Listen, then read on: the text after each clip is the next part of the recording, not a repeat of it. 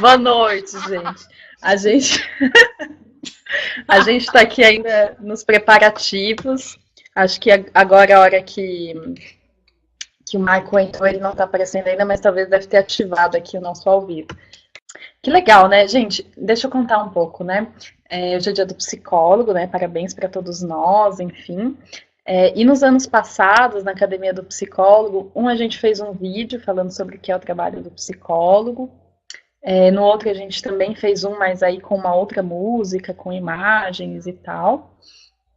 E aí esse ano a gente resolveu fazer, para não repetir também, né, fazer mais um vídeo outra vez, a gente resolveu fazer vários eventos assim, dava para fazer mais, porque tem muitos outros parceiros de conteúdo que não participaram, mas bem legal da gente poder compartilhar, né, assim, pegar esse dia para a gente poder conversar um pouco sobre a nossa profissão, né, botar o papo em dia, falar sobre várias coisas, então a gente já deu risada, já falou sobre várias perspectivas. É muito legal, assim, a gente aproveitar esse espaço. Vamos começar, que o pessoal já está aqui, a gente já pode começar a falar. E eu vou falando e o objetivo é ser uma roda de conversa, um bate-papo. Então, sintam-se livres para ir complementando as falas e a gente vai seguindo dessa forma.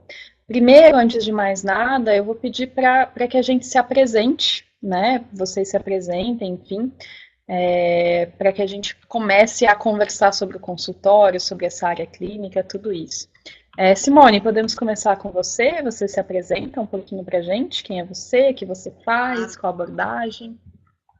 Então, meu nome é Simone Déria, eu sou de Santa Catarina, nasci e me formei lá, mas já estou há 21 anos aqui em Curitiba, sou gestalterapeuta, já também há 24 anos, tenho mestrado na área de educação, pós em saúde coletiva, fui professora de cursos presenciais durante 15 anos, faço parte da Academia do Psicólogo, eu imagino que há quase 3, alguma coisa assim, 2 anos e meio. Eu acho que é isso. E é um prazer Simples estar e aqui com direta. vocês, adoro. Muito Adoro bom. estar aqui. E Luciana. também estou na academia Opa. do curso, né? Sim, sim, falando de Gestalt em vários aspectos. Luciana, pode se apresentar para a gente também, quem não te conhece ainda? Eu sou a Luciana Calazans, sou psicóloga biodinâmica, é uma abordagem das terapias corporais. Né? Desde que eu comecei a minha prática, desde que eu me formei, eu fui pelo caminho da psicoterapia corporal, fiz a formação na corporal e depois a formação da biodinâmica.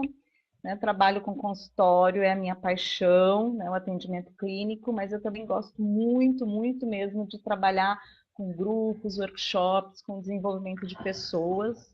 Né? No momento, estou com um foco bem bacana, que é o trabalho de desenvolvimento com mulheres empreendedoras aqui na região, e está sendo uma coisa nova, bacana. Mas estou mais ou menos, assim, estou começando esse projeto, porque eu tô há um ano, meu bebê vai fazer um ano e eu fiz a escolha de ficar um pouco mais quietinha, parada esse um ano, não consegui ficar parada de vez, né? Mas assim, falei, estava contando para a Dayana que estou retomando isso e esse projeto é o que está acontecendo agora. E sou também contribuinte aqui de conteúdo da academia, do canal Bem Viver e Desenvolver, que eu trago algumas perspectivas da biodinâmica no consultório ou nesse trabalho de desenvolvimento, né? Estamos por aqui há um tempinho também. Acho que é isso. Muito bom. Rafael, por favor. Oi, turma, boa noite. Eu sou Rafael Rodrigues, parceiro da academia, desde que a academia é academia. Tudo começou numa noite chuvosa, numa conversa numa mesa de bar com o Bruno Soalheiro aqui em São Paulo. E quando a academia era apenas uma ideia ainda. E desde então estou com a academia, primeiro falando sobre psicologia organizacional e posteriormente abrindo um espaço para falar daquilo que eu realmente queria falar, que é a psicologia analítica, a psicologia de Carl Gustav Jung. aquela que eu dedico muitas horas do meu dia para estudar, para compreender e para poder compartilhar um pouco também dos meus conhecimentos aqui com vocês, assim como em outros fóruns. Até por isso que eu estou um pouco atordoado, porque eu acabei de chegar de uma palestra que eu fiz na clínica que eu atendo, é um espaço bem grande lá, então eles também promovem alguns eventos na Semana do Psicólogo, e pelo terceiro ano seguido que eu sou convidado para fazer uma palestra lá. Enfim, eu acho que assim como a Luciana comentou que a grande paixão é a clínica, e de fato, para mim também funciona de alguma forma, eu adoro a clínica, eu me dedico muito a isso. Contudo, tem um ponto que eu gosto muito de fazer, que é, de fato, falar em público, levar a palestra, levar a psicologia para fora do espaço clínico.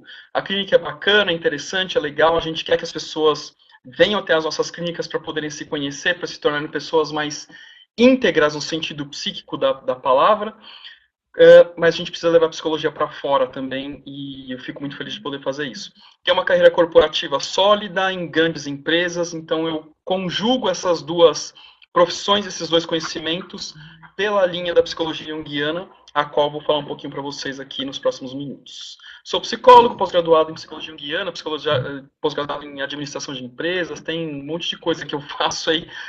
Escrever currículo agora vai tomar muito tempo, mas enfim, espero que seja uma boa conversa para todos nós.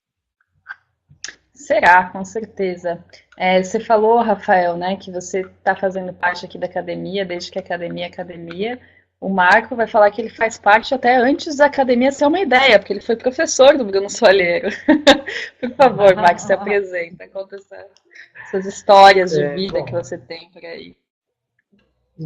Eu tive, bom, aqui, boa noite, né, e agradeço o convite, e parabenizo a todos nós aí pela iniciativa, né, e pelo dia do psicólogo, né, acho que nós estamos num dia muito importante aí para a profissão, e quem vive e se dedica à psicologia, e eu particularmente acredito que isso nos últimos 20 anos mudou muito, nós tivemos digamos assim, uma infiltração, uma perspectiva na sociedade, né, enfim, na clínica também, bastante importante nesse sentido. Então, como a Dayana disse, eu moro em Governador Valadares hoje, eu me formei, porém, em Belo Horizonte. Depois eu fui para São Paulo, estudei na PUC de São Paulo, e eu fiz o mestrado em análise do comportamento. Sou analista de comportamento desde a graduação, né, sempre estudei, e daí eu fui professor universitário há mais de 10 anos, no qual o próprio Bruno, né, fui professor do Bruno aqui em Governador Valadares, na Univale, e isso tem muitos anos já, né, uns 15 anos atrás, e de lá para cá nós tivemos alguns contatos, e eu entrei na academia esse ano, comecei no início do ano, né, tive alguns trabalhos aí, alguns vídeos, né, mas estou no início aí do processo, eu já conhecia um pouco a ideia da academia, e sou hoje, né? Hoje eu tenho uma prática clínica bastante intensa, né? Eu sou psicólogo clínico aqui em Governador Valadares e atualmente eu não estou na universidade aqui, mas eu dou aula em pós-graduação, na FAES em Vitória, pego alguns alunos de supervisão também aqui online, né? Eu dou assistência a alguns profissionais na área também. E, enfim, né? E outras palestras, enfim, eu gosto muito, né? Minha carreira de professor, eu tenho muita saudade, assim, do contexto no qual eu vivi. Hoje eu estou investindo em outras perspectivas, né? Em termos profissionais, de questões mais pontuais, assim, projetos mais começo, meio e fim, não longitudinais, como é a carreira de um professor universitário. Mas tenho tive excelentes experiências, e a clínica também é né, toda a vida, há mais de quase 20 anos eu atuo também como clínico aqui na cidade. Bom, enfim, vamos conversando, acho que a gente vai se conhecendo um pouco, né? Muito legal. Pessoal, para a gente começar esse bate-papo, essa costura, o título, né, que a gente deu para essa roda de conversa foi o que é comum no consultório. E a minha primeira pergunta, antes da gente falar sobre as abordagens e como cada um lida um pouco com isso, é se vocês percebem que tem alguma coisa que aparece bastante, né? Assim, se a gente for pegar as queixas, normalmente que as pessoas trazem para o consultório, vocês percebem que existem pontos em comum, por exemplo, né, não sei, a gente estava falando agora aqui no começo, a criança interior, né, a Simone estava conversando com a Simone. Isso sempre aparece, ou tem alguma questão corporal, ou a queixa tem a ver com o que vocês percebem, assim, o que vocês conseguem identificar que, olha, isso todo mundo trabalha no consultório quando vem para terapia. Fiquem à vontade para quem quiser começar, enfim, né, Simone, se quiser começar, depois o pessoal vai complementando à vontade. Eu percebo tanto no atendimento com adolescentes quanto adultos, que tem uma questão que é os relacionamentos, sejam com as famílias, com seus pais, enfim, amigos, seja nos próprios relacionamentos dos adultos. Então, acho que um tema que vem muito, e às vezes até por detrás de um transtorno depressivo, bipolar, eu costumo, não só eu, né, abordagem, a gestalterapia, nós olhamos muito para a da saúde e para o desenvolvimento do potencial dessa pessoa. Então, por mais que a pessoa venha com diagnóstico de esquizofrenia, bipolaridade, enfim, eu estou sempre olhando a pessoa que está ali, né, e o lado saudável dela e também o lado doente que em algum momento ele precisou existir para comunicar alguma coisa. Mas eu vejo principalmente os problemas relacionais das pessoas, sabe? Das pessoas, dos adolescentes, da comunicação truncada, sabe? O que mais, gente? O que vocês percebem? É difícil, eu tenho um pouco de dificuldade assim, de perceber o que é mais comum, porque cada caso é sempre um caso tão especial, né? Mas eu percebo algumas questões típicas que as pessoas que possuem menos recursos, quando eu falo recursos, eu não estou falando de dinheiro, não é nesse sentido. Recursos psíquicos mesmo. Pessoas que foram expostas a mais experiências, pessoas que têm um certo nível educacional, pessoas que têm um certo nível vivencial, pessoas que se entregam a experiências religiosas distintas e por aí vai. Essas pessoas elas tendem a entrar num processo psicoterapêutico um pouco mais facilmente do que as pessoas que têm menos recursos nesse sentido. Então eu percebo a diferença clara assim, do que acontece. As pessoas que vêm com mais bagagem, às vezes elas vêm um pouco mais viciadas nessas bagagens delas, é verdade, mas elas têm mais alternativas para percorrer. E as pessoas que vêm com menos recursos, às vezes, são aquelas que têm um pouco mais de dificuldade de lidar com o processo terapêutico em si. O que faz com que torne o processo ainda mais interessante, porque a gente parte nessa construção desses recursos também. Que recursos são esses que devem ser construídos na perspectiva individual de cada um? E isso torna o processo bastante interessante também. Isso um quadro comparativo. Agora, do que aparece, acho que são as coisas mais típicas, né? O relacionamento, ou problema no trabalho, ou problemas familiares, enfim, coisas nesse sentido.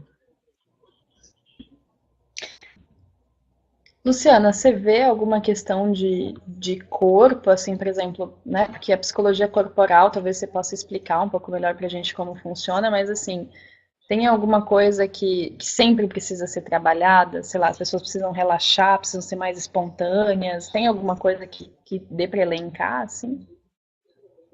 Então, eu fiquei pensando aqui em questões de casos, o que tem de comum. Também estava achando, como o Rafael, meio difícil achar essa. Estava pensando, o que tem de comum? Aí, quando você me pergunta nessa perspectiva, eu acho que, assim, essa consciência do corpo como expressão e poder olhar para ele e ver que ele está te contando um pouco de como você está, isso, essa falta de consciência, na verdade, né? Isso é muito comum. Seja dentro, não tem um padrão exato comum que aparece lá, né? Corporal de postura, mas eu acho que assim, essa falta de percepção e de tomar isso para si, sabe? De poder perceber quando você tá com o que teu corpo está te contando, ou até de entrar em contato com isso, a respiração. A gente sempre fala, o que pode trabalhar? Sempre pode trabalhar esse contato, né? Ajudar a retomar uma respiração, que a pessoa possa parar e respirar e entrar e sentir o próprio corpo, né? É muito difícil sentir o próprio corpo. E como a gente vê que tem pessoas que, quando vai para uma proposta de simplesmente deitar e poder entrar nesse contato, 1000 coisas acontecem ali, né? Assim como tem outras, é muito difícil fazer isso acontecer, né? Para que é muito difícil poder se permitir até respirar, relaxar, baixar um ombro, para a gente perceber o que está pesado ali. Então, assim, essa percepção é o que eu vejo de comum, independente de ter um padrão entre isso. Mas, assim, a gente sempre busca trazer essa consciência de poder estar olhando. Eu estou olhando, né, para ver o que eu estou vendo ali, o que está aparecendo, e vou estar convidando a pessoa que está ali para ela poder se perceber.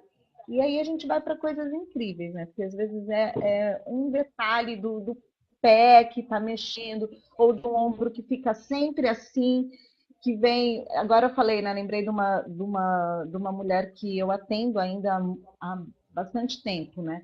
E o quanto isso se transformou no decorrer da terapia, mas aí o quanto ela se deu conta disso e veio aspectos da história, só de você ajudar a olhar para isso, né?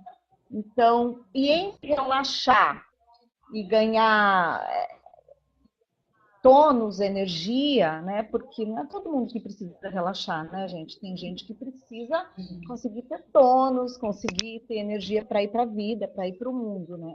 Mas o maior padrão, aí eu vejo, é realmente relaxar. A gente está num momento em que eu vejo as pessoas muito mais tensas, muito mais endurecidas do que totalmente moles, né? Do que totalmente soltas, sem energia. Que interessante, né? A gente olhar para essa perspectiva, né? Marco, e aí, o que você diz? Aparece muita depressão, ansiedade? Dá para chamar alguma coisa de comum? Você não percebe algum padrão? O que você nos diz? Olha, eu penso que, como a Simone comentou no início, e acho que tem uma questão aí que passa muito por isso, assim, eu acho que, principalmente, o que vai chegar no consultório que talvez ganhe essa estatística. Independente se está no campo da ansiedade ou das depressões ou dos transtornos, enfim, né? Das outras variações dessas questões, eu penso assim que quando esgota recursos pessoais para lidar com o sofrimento, né? Porque, assim, as pessoas, em geral, elas têm uma luta, elas têm uma resistência pessoal, uma tentativa pessoal de lidar com seus problemas, né? Lógico que cabe a nós personalizar, entender dentro do contexto dela o que ela está nomeando como dificuldade. Mas, assim, o que eu percebo é que o que aumentou muito, talvez, as habilidades sociais estão muito comprometidas. Então, as pessoas têm dificuldade de traduzir o que pensam em palavras assertivas. Você vê que eu, às vezes, me pego, né, várias sessões iniciais tentando fazer uma sistematização do que é essa queixa, um enquadramento e a construção de uma linguagem em comum, né? Então, muitas vezes eu me pego até convidando a pessoa a estabelecer uma linguagem que traduza com mais fidedignidade aquilo que ela está trazendo. E isso me parece uma dificuldade hoje cada vez maior. Se a gente for pegar para diferentes gerações, isso também vai diversificar, né? Nós temos uma geração hoje muito mais ativa, né? Uma geração hoje, assim, que considera alguns padrões que às vezes a psicologia aponta como complexos, como padrões, digamos assim, facilmente incorporado para a vida deles, no caso do adolescente, o adulto jovem, né? Então, assim, você começa hoje a atender à distância, você começa a atender as pessoas por outras modalidades, e elas vão interagindo com isso melhor do que a minha geração interagiu, de uma forma muito natural. Então, assim, o que eu percebo que é muito comum é exatamente um pedido de como lidar com aquilo que esgotou o meu recurso. Agora, se eu for pegar estatisticamente, eu acho que as ansiedades levam mais ao consultório, em geral, porque elas levam a um sofrimento digamos assim, publicizado. Né? As ansiedades aparecem muito para as pessoas, e já as depressões são mais invisíveis, né? O outro não percebe. Muitas vezes dá para você disfarçar melhor as suas angústias do que as suas inquietações, que a ansiedade é uma coisa que exala mais, eu acho que isso provoca a pessoa socialmente um pouco mais. O outro é mais esquivo, né, nos campos aí do recolhimento pessoal. Então, acho que tem um pouco disso, né, dessa trama toda. Eu acho que a gente não tem o costume de classificar por estatística, né, mas, assim, em termos de transtornos mesmo, eu acho que isso, né, a psiquiatria até classifica mais, né, o que é estatística nesse sentido. Acho que a gente pega algo que não está muito traduzido nesse conceito mesmo, e que é algo muito mais das dificuldades de lidar com o que eu estou vivendo, com o que está acontecendo comigo, né? Legal, acho que é uma perspectiva bem bacana da gente pensar, né? Como a gente está aqui com psicólogos que são da clínica, né, que tem essa paixão pela clínica, tem muita experiência nessa área, e são de abordagens diferentes, né, o que é muito legal. Então, o que vocês poderiam deixar, talvez, de uma indicação do que estudar, né, assim, sei lá, talvez um livro, mas talvez um conceito, ou assim, isso aqui quando eu entendi na Gestalt, ou quando eu entendi isso aqui na psicologia junguiana, quando eu entendi que o corpo, né, na psicologia biodinâmica funcionava assim, tem alguma coisa que vocês possam indicar que seja, assim, fundamental, que fez diferença para vocês nos atendimentos de vocês? Bom, parece assim que a gente já seguir essa ordem aqui, já que começou assim, vamos estabelecer dessa forma.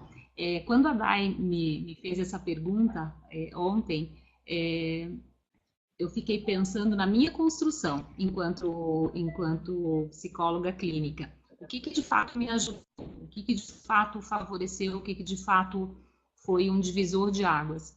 E eu percebo que quando a gente sai da universidade, a gente sai com muita vontade de atuar, mas ao mesmo tempo também com muito medo dessa atuação, disfarçada de um monte de curso que a gente se matricula, né? E daí a gente vai fazendo as pós, a gente vai fazendo, enfim, vai buscando recurso, né? Porque eu acho que a faculdade realmente é só um start na vida profissional da gente. Então, eu não fiz diferente, eu fiz com muitas dos jovens hoje ainda fazem, que é iniciar... Eu comecei o mestrado ainda na faculdade, mas eu não dei conta no último semestre. Eu acabei entrando numa pós-graduação e também numa formação em gestalterapia. Isso lá em 1995. Então, eu me formei em julho e final do ano eu já estava fazendo essas duas, né, desses dois cursos, vamos assim dizer. Justamente porque como que eu vou trabalhar, porque a clínica sempre foi meu sonho. Mas a impressão que eu tinha, não era uma impressão, era de verdade, né? Eu já tinha sócia, então eu já saí da faculdade com eu já sei, vamos abrir uma sociedade, vamos dividir sala, dividir despesa, enfim. Tá, e agora? Então eu me lembro que eu tinha uma cliente, eu tinha uma terapeuta e uma supervisora, porque o meu medo era tanto que eu pensava assim, gente, eu não posso errar, né? Isso que na faculdade eu sempre fui fazer estágio e tudo mais.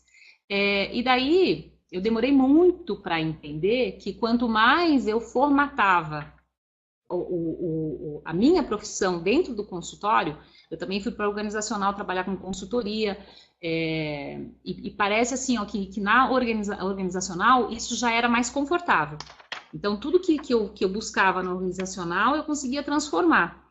Pesquisa de clima, recrutamento e seleção, desenvolvimento de pessoal, isso para mim era muito mais. Agora, o consultório, de frente, né, olhando para a pessoa que estava ali, seu momento, ou de uma situação de um suicídio, de uma ideia suicida, ou de uma morte, ou de uma depressão, ou de um término de relacionamento, de uma demissão, enfim. Eu ficava tão preocupada com a teoria. Gente, agora, será que dá para fazer cadeira vazia? Né? Porque eu saí da faculdade, quando eu fui fazer a formação em gestalterapia, ela é bastante acadêmica, mas ela é muito vivencial também. Então você pensa assim, gente, vou fazer aquela vivência toda ali. Mas peraí, mas só tem eu e outra pessoa, não dá nem para fazer uma dinâmica de grupo que, né? A impressão que dava é que ia facilitar um pouco mais. Porque o outro pode dizer, quem é essa louca, né? O que ela quer propor com isso? Então, quanto mais eu quis engessar, formatar, aquilo que eu recebia de formação, eu acho que eu não posso dizer que eu não tenha sido uma boa terapeuta, né? Mas enfim, eu até arrisco a dizer isso, né? Eu nunca tive nenhuma situação concreta de alguém falar isso verbalmente. Mas quando eu penso, né, em 20 e poucos anos atrás, eu posso pensar assim, ó, gente, o quanto eu perdi o cliente ali na minha frente, preocupada com uma técnica, preocupada, ele está falando isso, ele deve estar esperando que eu fale isso agora. Então, quando eu interrompia o meu pensamento para eu poder saber o que eu vou falar do que ele está falando, gente, hoje eu sei que eu perdi o cliente, eu perdia o cliente.